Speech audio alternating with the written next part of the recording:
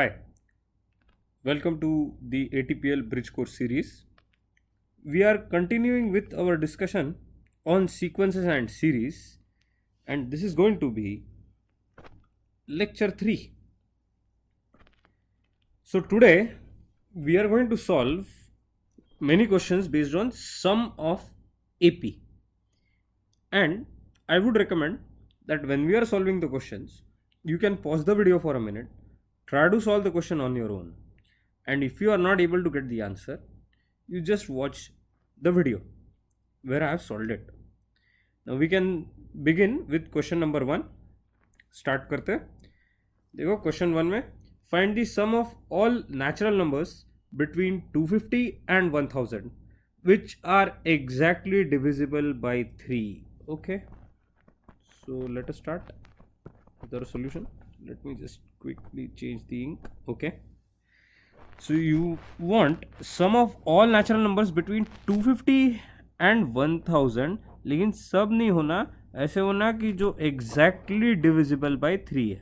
So between 250 and 1000 that are exactly divisible by 3. तो देखा जाए तो सीक्वेंस स्टार्ट कहाँ से होगा? टेस्ट ऑफ डिविजिबिलिटी फॉर 3 सबको पता है कि जब अपन इसको डिवाइड करते हैं तो यहाँ पे आपको दिखना चाहिए कि सम ऑफ नंबर्स ये डिविजिबल बाय 3 है. सम ऑफ डिजिट्स 2 + 5 7 + 2 9, 9/3 यानी 3 कंप्लीटली डिविजिबल है. फिर नेक्स्ट आएगा 255, फिर नेक्स्ट आएगा 258. ऐसा कहाँ तक के चलेगा? आप लोग बराबर सोच रहे हो. तो last is going to be 999. The last number is going to be 999. Just add them up. The digit sum is of course 27 divided by 3 यानी completely divisible by 3 है. अब यहाँ पे अगर आप लोग को सम ऑफ नंबर्स चाहिए, यानी आपको अगर SN चाहिए तो पहले N निकालना पड़ेगा. उसके लिए फटाफट ऑब्जर्वेशंस. A की वैल्यू देखो कितनी है? A is 252. फिर D की वैल्यू कितनी है? D is 3. और लास्ट टर्म उसको अपन AN अज्यूम करेंगे, वो कितनी रहेगी? That is going to be 999. So AN is always A + N - 1 into D. General term लगाई. AN की वैल्यू है 999, that is equal to A यानी 252 प्लस N - 1 क्योंकि N की वैल्यू नहीं पता into 3. D is 3. Transfer this to LHS. ये कितना आ जाएगा? यानी 747. Is it 747? Right. Okay, that is equal to N - 1 into 3. जैसे ही मैंने इसको इधर ट्रांसफर कर दिया, सब्ट्रैक्ट कर दिया, ये वैल्यू आ जाएगी. फिर 3 से डिवाइड कर लेते हैं, यानी यहाँ पे क्या आएगा? N - 1 is equal to 747 upon 3. That value comes out to be 249. I guess 249. Check कर लो तो हाँ, शायद बराबर है. तो N की वैल्यू कितनी आ जाएगी? N की वैल्यू आने वाली है 250. तो N की वैल्यू अगर 250 है तो अपन यहाँ पे SN लगा सकते हैं ना. SN is always N/2 into इसके दो फॉर्मूले. पहला फॉर्मूला आपको पता है A + L रहता. ये कब यूज़ कर सकते हैं? जब लास्ट टर्म अपने पास में ये है ना, अपने पास में अपन लगाएंगे ना फिर फॉर्मूला ये. तो N/2 यानी कितना आ जाएगा? N/2 यानी 250/2 into A is 252 and L is 999. So this is going to be कितना आएगा? सोचो तो ये थोड़ा सा कैलकुलेशन करना पड़ेगा. 125 इंटू इन दोनों को ऐड किया तो कितना आएगा? 1251. इनका फाइनल प्रोडक्ट आने वाला है 156375. ये मैंने ऑलरेडी कैलकुलेट करके रखा था और ये अपना फाइनल आंसर रहने वाला. This is sum of first 250 terms between 250 and 1000 which are exactly divisible by 3. I hope this solution is clear. Okay, let's talk about question number 2. Find the sum of first 20 terms of an AP in which third term is 7 and seventh term is 2 more than thrice of its third term. वाह, ये अलग ही मजा है इसमें. यानी अगर आपने question देखा, इन्फॉर्मेशन ही इतनी ज़्यादा, पहले आदमी कंफ्यूज हो जाता. सम ऑफ फर्स्ट 20 टर्म्स. एक बात आप लोग ध्यान में रखना, जितनी इंफॉर्मेशन दी रहती, जितनी ज़्यादा इंफॉर्मेशन दी रहती, उतना बढ़िया अपने लिए रहता है. So the more information you have, it is easier to solve the problem, because you can solve the problem using that much information, है ना. अगर कम से कम इंफॉर्मेशन है, कुछ है ही नहीं अपने पास में, सॉल्व कहाँ से करेंगे. बहुत इंफॉर्मेशन है, सॉल्व करने का यानी आसान तरीका रहता है फिर. So you need sum of first 20 terms यानी S20 अपने को होना. अब AP है ये बताया गया, ठीक है. Third term is 7. Okay, third term is 7 यानी A3 की वैल्यू अपने पास में 7. चलो बहुत बढ़िया. एंड 7 टर्म इज, अब इसको कैसे कैसे सॉल्व करना, जैसे मैंने यहाँ पे पूरा ब्रेक करते गया मैं वर्ड प्रॉब्लम को, इन्फॉर्मेशंस में ब्रेक करते जाना और उतना लिखते जाना, ये निकालना है. This is something that you have to find. This is given A3 is 7, third term is 7 and 7 term is यानी A7, ये इज यानी इज इक्वल टू हो गया 2 मोर देन, 2 से ज़्यादा, लेकिन किससे, कौन, thrice of its third term, thrice of its third term. I hope you have understood how I have written this statement. So A7, 7 term is 2 more than thrice the third term, जो कि 7 problem में दिया गया था, यानी आ गया 21 + 2 यानी इसकी वैल्यू 23 है ना. Let us call this as 2. नहीं, चलो एक काम करते पहले थोड़ा और सिंप्लीफाई. A7 को क्या लिख सकते हैं, now A7 can be written as A + 6D, that is 23. यह आप लोगों को आता है. और A3 को क्या लिख सकते हैं, A3 को लिख सकते हैं A + 2D and that is equal to 7. ये दिया हुआ है ना. A3 को लिख दिया A + 2D दैट इज 7, ये दिया है अपने को. इन दोनों को कर दिया सब्ट्रैक्ट, 1 - 2 ले लिया. तो 1 - 2 लेने पे A तो कैंसल आउट हो गया, 6D - 2D आने बचा 4D. 4D is equal to आ जाएगा 16, means D is equal to how much? D is 4. Now use expression 2. अब उसमें A + 2D = 7 था. D की वैल्यू तो अपने हाथ में है, तो उसको लिखना A + 2 × D यानी 8 = 7, यानी A की वैल्यू क्या आ गई, -1. और ये जो है A की वैल्यू -1 और D की वैल्यू 4, इसके भरोसे अभी अपन S20 निकाल सकते हैं. SN का फॉर्मूला लास्ट टर्म पता है क्या, बिल्कुल नहीं पता लास्ट टर्म, तो फिर अपन फॉर्मूला लगाएंगे SN = n/2 × 2A + n - 1 × D. Right. Now let's use this result. तो यहाँ अप्लाई करते हैं, ये कितना आ जाएगा फिर, S20 sum of 20 terms is equal to 20/2 × 2A यानी -2 प्लस n - 1 यानी 20 - 1 दैट इज 19 × D इज 4. मस्त आ गया ये 10 टाइम्स. ऐसे टर्म्स रहे तो मजा आती सॉल्व करने में. S20 इज इक्वल टू 10 × अच्छा ये देखो तो कितना है, 19 × 4 76 रहता क्या, हाँ शायद बराबर है, 76 - 2 यानी 74 रहेगा. 74 × 10 यानी फाइनल आंसर कितना आ जाएगा, 740.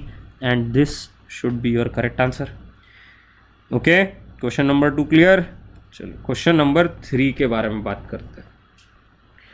Solve 1 + 6 + 11 + 16 and so on up to x = 148.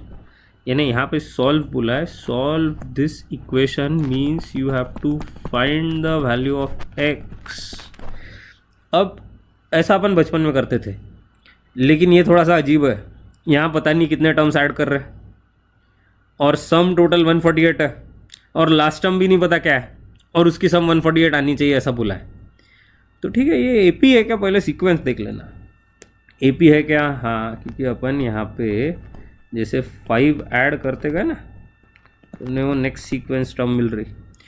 इसका मतलब है now on the solution you can consider the first term as 1, the common difference as 5, number of terms is n, that is assumed, we don't know the value, this value is unknown, this is number of terms. और क्या ले सकते हैं, और ले सकते हैं यहाँ पे, चलो ठीक है, an, ये n अगर नंबर ऑफ टर्म्स है तो लास्ट टर्म an हो गई ना, और वो लास्ट टर्म क्या है, दैट इज x. और कुछ तो भी गिवन है S N sum of N terms is 148. यहाँ से स्टार्ट करना पड़ेगा. S N is 148, N is the number of terms that is unknown. कितने हैं पता नहीं, लास्ट टर्म नहीं पता, लेकिन सम पता है, फर्स्ट टर्म पता है और कॉमन डिफरेंस पता है. तो सॉरी, ओके, तो एस एन इक्वल टू 148 है. अपन यूज करते हैं इसको. S N is always N by 2 into 2a plus n minus 1 into D, है ना. ये फॉर्मूला यूज करना पड़ेगा. अब यानी यहां पे आ जाएगा 148 is equal to S N 148 था, n बाय 2 इंटू 2a यानी 2 into 1 that is 2 plus n minus 1 into D is 5. अब ये 2 को यहाँ ट्रांसफर कर दो. 148 इंटू 2 यानी 296, शायद बराबर लिख रहा हूँ मैं. 296 is equal to n into कितना आएगा ये 2 प्लस 5n माइनस 5, यानी 296 is equal to n into कितना है ये 5n माइनस 3, है ना. क्वाड्रेटिक बनाते हैं अभी. 5n स्क्वायर, ये ब्रैकेट ओपन कर दो, ये bracket 5n square minus 3n equal to 296. 5n square minus 3n minus 296 is equal to 0. ये सुंदर सा क्वाड्रेटिक इक्वेशन मिला. अब टेंशन नहीं लेना कि अरे बाप रे ये सिंप्लीफाई कैसे होगा, क्या होने वाला है, बिल्कुल लोड नहीं लेना. अच्छा, 296 के फैक्टर्स निकाल सकते हैं क्या आप लोग? 296 के फैक्टर्स 296 और 2, चलो फैक्टर्स लेते हैं. तो क्या आएंगे फैक्टर्स यहाँ पे? ये आ जाएगा 148, फिर 2 फिर से, ये आएगा 74, फिर 2 फिर से 37, ये तो प्राइम नंबर है 37, ये 1. चलो यानी अगर मैंने 296 के फैक्टर्स लिखे तो वो आते हैं 2 इंटू 2 इंटू 2 इंटू 37. लेकिन आपको पता है कि कोएफिशिएंट ऑफ n स्क्वायर जो है वो 5 है, तो जो प्रोडक्ट ऑफ रूट्स है वो 5 इंटू 296 रहना चाहिए. 10वीं का, 8वीं का, 9वीं का क्वाड्रेटिक इक्वेशन 5 इंटू 296 ऐसा रहना चाहिए, बराबर है कि नहीं. Product of roots should be 5 into 296 and sum of roots is how much? Sum of roots is -3. ये है सम ऑफ रूट्स. अच्छा, अब इसमें मैं आपको ये बताता हूँ कि 296 के तो फैक्टराइजेशन अपन ने मस्त पैकी कर लिए. यानी अपन ने क्या किया था, 5 इंटू 296 के फैक्टराइजेशन कैसे किए थे? 2 इंटू 2 इंटू 2 इंटू 37. अब ये 2 इंटू 2 इंटू 2 यानी कितना हुआ? 8. 8 इंटू 5 यानी कितना हुआ? 40. 40 इंटू 37. अब अपने साथ भगवान है, कोई चिंता ही नहीं करना. तो यहाँ पे आपने अगर चेक किया कि ये 40 और ये 37, और देखो तो इनका अगर डिफरेंस लिया तो -3 आता कि नहीं? 37 माइनस 40 यानी, खबर है, दिख रहा है आप लोगों को. So I can write the quadratic equation as 5n square minus 40n plus 37n, 40n 37n minus 296 equal to 0. यहाँ से निकालो 5n कॉमन, तो बचेगा n माइनस 8. यहाँ से निकालो 37 कॉमन, तो फिर से बचेगा n minus 8. So you have two factors, one is 5n plus 37 and the other is n minus 8. तो एक तो n की वैल्यू आएगी 8 या फिर n की वैल्यू आएगी -37/5. लेकिन आप इस वैल्यू को बोल रहे को हमारे साथ में मजाक करते हैं यार. n stands for number of terms. Can it be negative? Can it be fraction? Absolutely not. So n is equal to 8 है. n equal to 8 है यानी लास्ट टर्म 8 है. लास्ट टर्म 8 है ना. Last term 8th term is the last term. अब last term थी x, उसमें का a n अपन ने x से डिनोट किया था. n stands for number of terms, यानी a8 अपने लॉजिक के हिसाब से a8 की वैल्यू x हुई कि नहीं. अब a8 क्या रहता बताओ? a8 रहता है a plus 7d and that is equal to x. Now do we have the value of a? Of course we have the value of a as 1. Do we have the value of d? Yes, again we have the value of d. That is equal to x, तो x equal to कितना आया 35 plus 1 that is 36. This is the final answer. Now I hope this is clear. सब लोगों को ध्यान में आ गया होगा. मैंने यहाँ पे क्वाड्रेटिक इक्वेशन कैसा सॉल्व करना इसकी भी डिटेल्ड प्रोसीजर बताई आप लोगों को. At the same time I have explained how to consider number of terms as n, how to consider an as x, and then write the formula for Sn. You can go through the question once again if you want to understand it better, but I think most of you should get it at the first instant itself. So let's now proceed to question number 4.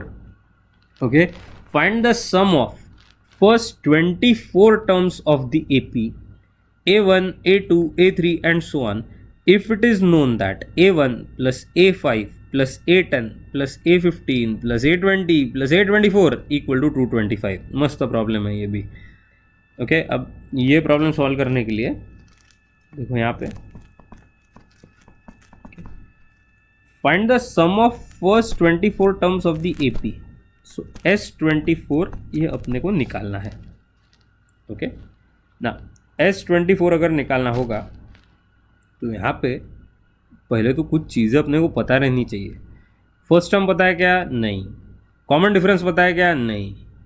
फिर क्या पता है? ये अजीब सा expression. तो मैंने आप लोगों को हमेशा यही बताया अभी तक के पढ़ाते वक्त that you should know what you have and what you don't have, and based on that you can solve the problem every time. तो अपने पास में A1 plus A5 plus A10 plus A15 plus A20 plus A24 है, and that is equal to 225. अब मैं आपको क्या suggest करूँगा कि अपन यहाँ पे पता नहीं था ना, तो अपन यहाँ अज्यूम करेंगे. तुम बोलेंगे let first term be a and common difference be d. इसके भरोसे अपन प्रॉब्लम सॉल्व कर सकेंगे. ये दो इन्फॉर्मेशन नहीं है तो कुछ भी नहीं हो सकता. अब A1 को लिखना चाहिए, कहाँ गया यार, हाँ A1 को लिखना चाहिए A, A5 को लिखना चाहिए A प्लस 4D, A10 को लिखना चाहिए A प्लस 9D, A15 को लिखना चाहिए A प्लस 14D, A20 को लिखना चाहिए A प्लस 19D और A24 को लिखना चाहिए A plus 23D, and that is equal to 225. एकदम पेशेंस वाला काम है. 1 2 3 4 5 6 6 है बराबर. कंबाइन कर लिया सब को. अब 4D, एक काम करते इसको गोला मारते. 4D 9D 13D हो गया. 13D में 14D ऐड कर दो, यानी ये टोटल आ जाएगी 27D. 27D में अभी 19D ऐड कर दो तो ये आ जाएगा कितना 46D, हाँ बराबर जा रहे सर. और 23D ऐड कर दो इसमें, यानी ये सम टोटल आनी चाहिए 69D. तो 6A plus 69D that is equal to 225. इसमें से ये दो टर्म से 3 कॉमन निकलता है. 3 times 2A plus 23D is equal to 225. तो अपने पास में आता है 2A plus 23D is equal to 225/3 यानी 75. Let us call this as 1. और अगर भगवान है तो अपने को ये ज़रूर यूज़ करने के लिए मिलेगा आगे चल के. Okay, so let's continue. अपन अपना काम करते रहना and hope that you can use this information properly. So now you need sum of first 24 terms. इतने ही information से आगे बढ़ सकते हैं. S24 अपने को निकालना है. So S24 is of course Sn और Sn का फॉर्मूला रहता n/2 into 2A plus n-1 into t. तो S24 ये रहेगा using this formula 24/2 into 2A plus 24-1 is 23 and into d.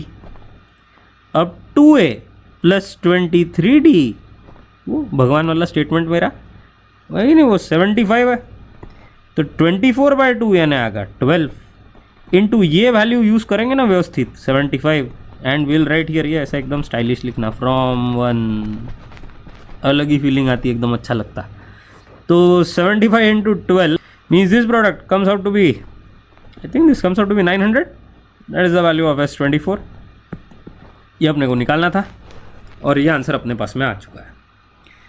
I hope all of you again have understood how to solve this problem. If not, you can go through this once again. Right now, new concept, selection of terms in AP. अब ये क्या रहता, अगर आप लोगों को सिर्फ दिया हुआ है कि there are 3 terms in AP, तो उनको सिलेक्ट कैसे करना, उनको कैसे लेना, 4 terms in AP उनको कैसे लिखना, ये एक्चुअली वर्ड प्रॉब्लम्स में यूज़ होता है। And this is also present in 10th standard syllabus and this is also present in 11th standard syllabus. So these types of questions are in word problems form. You must have seen this. ये अगर if there are 3 terms in AP, they are selected as A minus D, A and A plus D. 3 terms अगर होंगे तो उनको लेते हैं A minus D, A और A plus D. देखो तो ये AP में है क्या? हाँ AP में दिख रहा है कि A minus D है, फिर A ऐड किया तो D ऐड किया तो A मिलेगा, डी ऐड किया तो A प्लस डी मिलेगा, यानी कॉमन डिफरेंस तो है, यानी ये AP ज़रूर है, लेकिन ये 3 टर्म्स को ऐसे क्यों सिलेक्ट कर रहा है? उसका रीज़न बहुत सिंपल है. I mean when you add these 3, add करके देखो तो एकदम ताव में ऐड दीज 3 यानी A minus D plus A plus A plus D. जब आप इनको ऐड करते हो तो D कैंसिल आउट हो जाता है और जो रिमेनिंग टर्म यहाँ पे है वो आती है 3A. इससे एक सबसे बड़ा फ़ायदा ये है कि आपका एक वेरिएबल ही एलिमिनेट हो गया, D एक अननोन एलिमिनेट हो चुका है और पूरा एक्सप्रेशन A के टर्म्स में आता है. So that's why you select the 3 terms in this form. Now let's look at selection of 4 terms in AP. उनको कैसे सिलेक्ट किया जाता है? If 4 terms are in AP, 4 terms are in AP, then they are selected as A minus 3D, A minus D, A plus D and A plus 3D. फिर से एक बार check करो तो ये AP में है क्या? AP में हाँ है, क्योंकि इसमें 2D ऐड किया तो A माइनस 3D से अपन पहुँचेंगे A माइनस D पे. इसमें 2D ऐड कर दो तो A प्लस D पे पहुँचेंगे. इसमें और 2D ऐड कर दो तो A प्लस 3D पे पहुँच जाएंगे. यानी कॉमन डिफरेंस दिख रहा है, हर बार आपको सेम टर्म ऐड करने से नेक्स्ट टर्म मिल रही है. Now the reason again here is simple, that why do we select the terms in this form? Well, to answer that again, you take their sum, A minus 3D, A minus D, A plus D and A plus 3D. और जब अपन इसकी सम लेंगे तो आप देखोगे ये terms मस्त भाई कैंसिल आउट होते हैं, ये कैंसिल और बढ़िया सा आता है 4A. So again what you get is a single variable, a single unknown, and based on that you can get the value. So because of this, the selection of terms is made in this pattern. ठीक है, सब लोगों को ध्यान में आ रहा होगा. तो ये सिर्फ 2 टाइप ही ध्यान में रखना है सिलेक्शन ऑफ टर्म्स के लिए. 5 टर्म्स अगर होंगे, 6 टर्म्स अगर होंगे तो क्या करना, वो अपन सब आगे चल के जो JEE वाले स्टूडेंट्स हैं उनको ऑब्जेक्टिव क्लास में बताऊंगा. अभी तो अपन सब सब्जेक्टिव पैटर्न में आगे बढ़ रहे हैं. This portion is for everyone, for state board, CBSE board, for architecture students, for JEE Main, JEE Advanced, for MHCET, you name it, this is common portion for everyone. So now let us proceed to questions based on it. I am going to discuss 2 questions today based on this concept. Question number 5, and yes of course आप सोच रहे हो aptitude question भी है आगे, तो देखते हैं फिर आगे चल के. Question number 5, the sum of 3 numbers in AP is -3 and their product is 8. Find the numbers. Okay. Find the numbers. Okay, let's begin.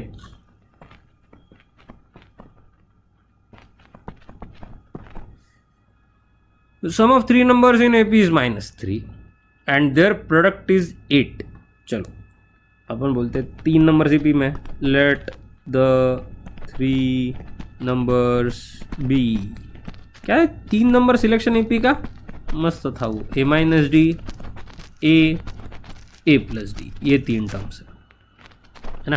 अब sum of 3 numbers in AP is -3 बोला है. So A minus D plus A plus D is equal to -3। ये बढ़िया सा cancel out हो गया। आपको मिला 3a equal to -3 means a is equal to -1। सबसे पहला पार्ट मिल चुका है, a इक्वल टू -1 है।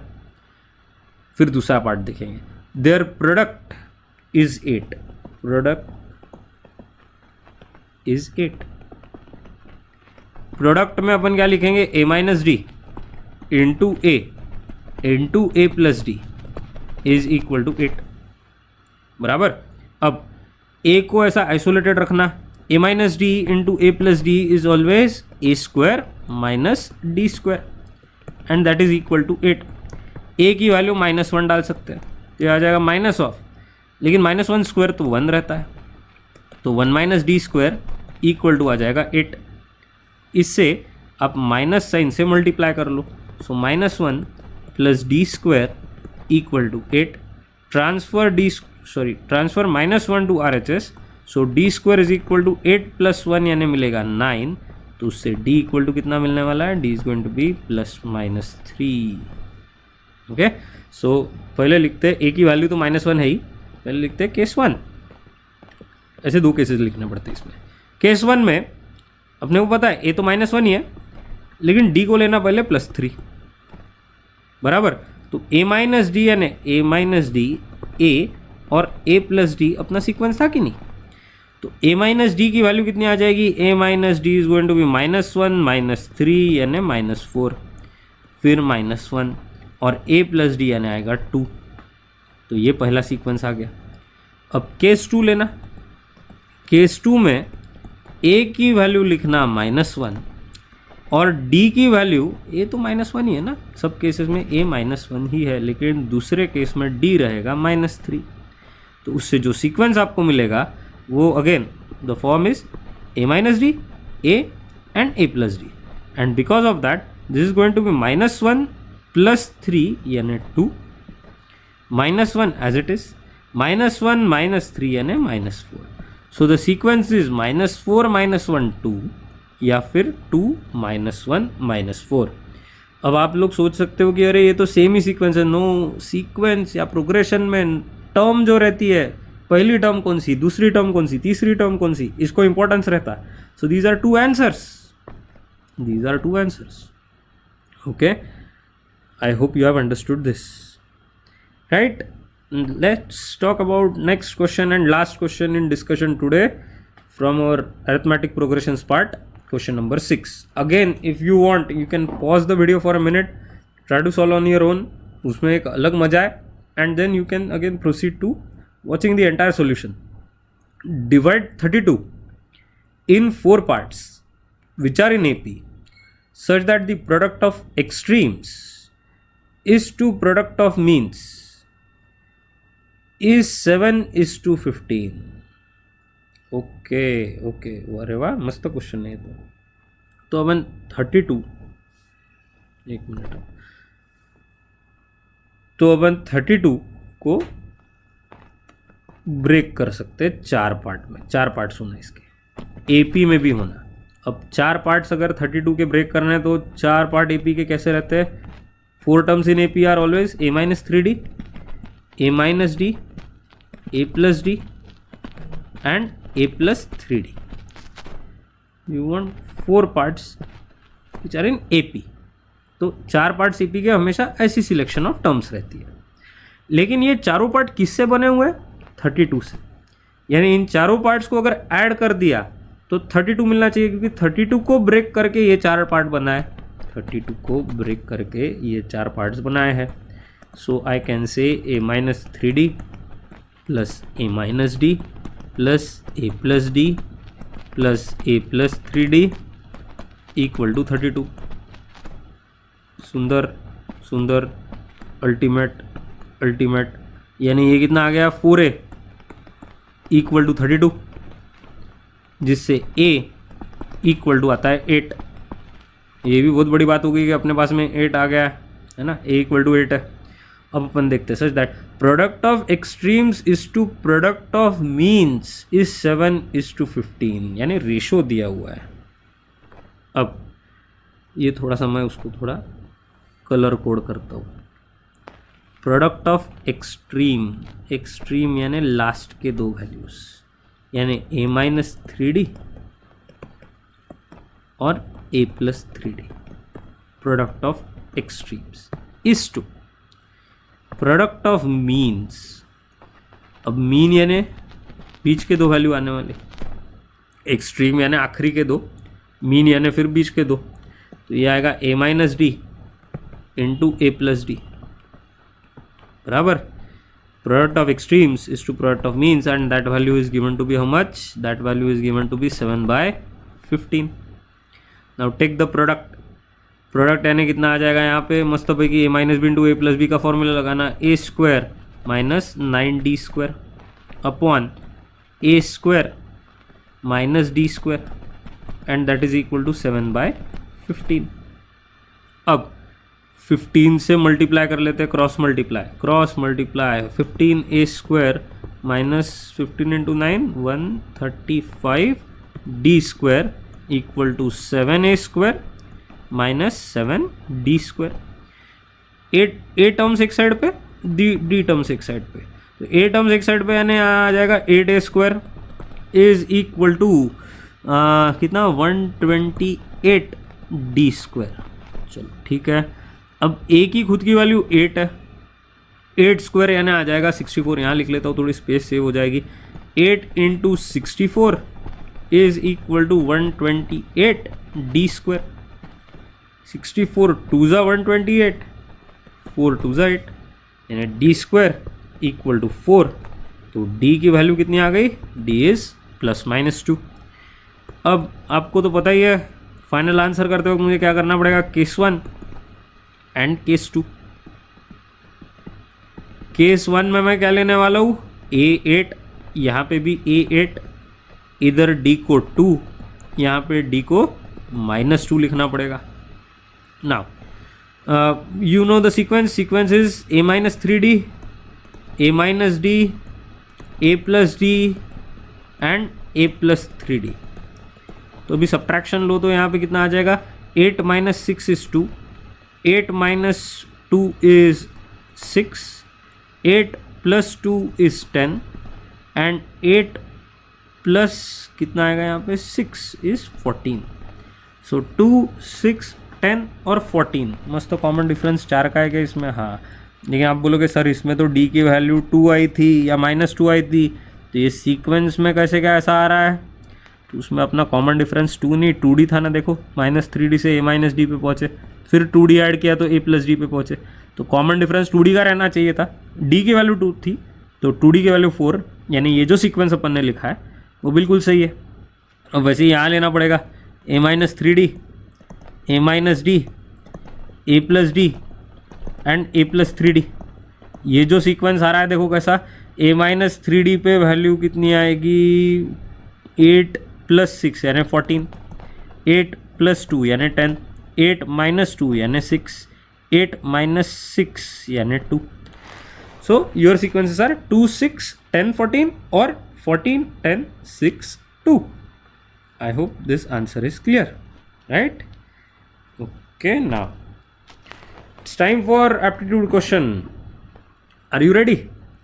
पक्का? चलो देखते हैं क्वेश्चन कहाँ गया यार। हाँ, तो एक टैप है, वाटर टैप, उसमें इनफाइनाइट सप्लाई है वाटर का, इनफाइनाइट सप्लाई है। साथ में एक 5 लीटर बकेट है और एक 3 लीटर बकेट है। बकेट्स के ऊपर मार्किंग्स नहीं है, 1 लीटर 2 लीटर 3 लीटर वाली जैसी रहती है ना, वो जनरली अपने मेजरिंग कप्स में इंस्ट्रूमेंट्स में मार्किंग्स रहते हैं, वैसे मार्किंग्स ये बकेट में नहीं है। 5 लीटर पूरा, 3 लीटर पूरा ऐसा फुल है। ये एक ही है बकेट और ये भी एक ही है, ये नल भी एक ही है, ठीक है। अब आपको 5 लीटर और 3 लीटर बकेट्स को यूज़ करके दोनों को यूज़ करके एग्जैक्टली 4 लीटर्स ऑफ वाटर ये मेजर करना है। Exactly 4 litres of water. तो उसमें अभी सर उसमें ना अंदाजन ऐसा भर दो पानी या ऐसा कर दो, वैसा नहीं, scientifically you need to have exactly 4 litres of water. Okay, no estimates, no theories जिसमें ऐसा ऐसा भरने से वैसा करने से ऐसा वो आदमी खुद बढ़ जाएगा, उसका वजन इतना है वगैरह, ऐसा कुछ भी आप लोग नहीं कर सकते। ओके, सो आर्किमिडीज प्रिंसिपल वगैरह, no no no no, nothing like that. What do you have with you is a 5 liter bucket, is a 3 liter bucket, infinite water supply, and you want to measure exactly 4 liters of water. This question has appeared in a movie. हाँ एकदम बिल्कुल pop culture reference में। This question has appeared in the movie Die Hard with a Vengeance, और उस movie से question उठाया मैंने। तो उसमें तो एक्चुअली एक ऐसा बॉम्ब रहता है, और उस बॉम्ब के ऊपर 4 लीटर्स ऑफ वाटर ये रखने से ही वो बॉम्ब डिफ्यूज़ होता है। तो वरना वो that bomb will go of. उसमें 1 ml 2 ml कम ज़्यादा, या आधा लीटर 200 ml 100 ml कम ज़्यादा, no, the bomb will go off. So let's look at the scenario once again. Scenario is you have unlimited water supply from the tap. You have only 2 buckets, 3 liter and 5 liter. The bucket don't have any markings on them. कहाँ गया? You have to use these 2 buckets to get exactly 4 liters of water. ठीक है, अब आप लोग सोचो इसके बारे में, वीडियो पॉज करो क्योंकि मैं अभी आंसर देने वाला हूँ इसका। So you can pause it, wait for some time, try it, and if you can't then look at the solution.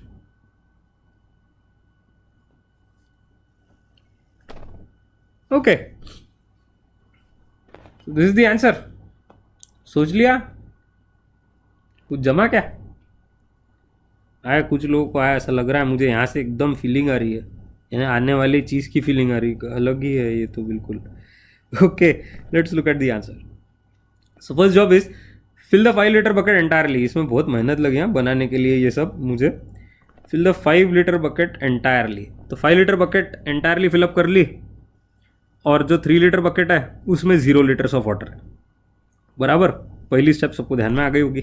Now transfer water from 5 litre bucket to 3 litre bucket, यानी यहाँ से इधर पानी धीरे धीरे उठा के ट्रांसफ़र करना, पानी नीचे नहीं गिरने देना। तो इसमें से 3 लीटर यहाँ जा सकते कि नहीं? जैसे ही 3 लीटर यहाँ पे जाएंगे, यहाँ बचेंगे 2 लीटर, और ये फुल हो जाएगा 3 लीटर पे। Empty the contents of 3 litre bucket, इसको गायब कर देना। We are against this. हाँ, पानी वेस्ट नहीं करना चाहिए, लेकिन क्वेश्चन हाइपोथेटिकल सिचुएशन पे, तो चलो ठीक है, 3 लीटर बकेट को पूरा गायब कर दो पानी उसका। तो अब ये रहेगा 2 लीटर्स और ये 0 लीटर, इसमें कोई चेंज ही नहीं ना, ये वैसे ही रहने वाला 2 लीटर। इसको कर दिया गायब, ये हो गया 0 लीटर, बराबर। अब next step, transfer 2 litres from the 5 litre bucket to 3 litre bucket, है ना। ये इधर से ट्रांसफ़र कर देना। अभी ट्रांसफ़र किया तो यहाँ हो जाएगा 0 लीटर्स, और यहाँ पे कितना रहना चाहिए? यहाँ पे रहना चाहिए 2 लीटर्स। जैसे ही मैंने इधर से इधर ट्रांसफ़र किया, ये 2 लीटर इधर चले जाएगा, तो यहाँ 2 लीटर आ गए, और ये जो 5 लीटर वाली बकेट थी ये 0 लीटर पे पहुँच जाएगी, right. Okay, now last step.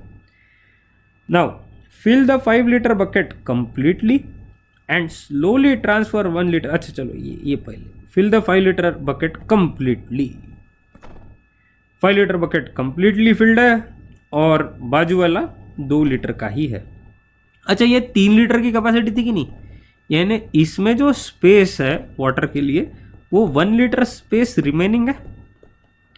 तो अगर अपन ने धीरे धीरे एकदम आराम से 5 लीटर बकेट को उठा के इसमें से 1 लीटर पानी भर दिया, ताकि ये full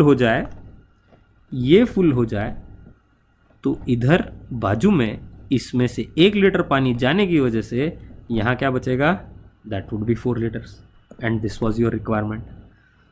now I hope you have understood this. If not, please go through the answer once again. So This was a fun question. There is no conclusion to learning skill for this question. Conclusion एक मैं आप लोगों को बता सकता हूँ, presence of mind, presence of mind ही रखने से इसका आंसर आता है। और प्रैक्टिकल सिचुएशन में अपना दिमाग चलना चाहिए। थेरोटिकल तो बहुत लोग बनते हैं और थेरोटिकल नॉलेज वाले लोग हज़ारों रहेंगे, बट प्रैक्टिकल नॉलेज वाले आदमी कम रहते हैं और वो बहुत सक्सेसफुल होते लाइफ में। So with that I am going to stop today's lecture. I hope you have enjoyed it. Thank you so much. Bye for now.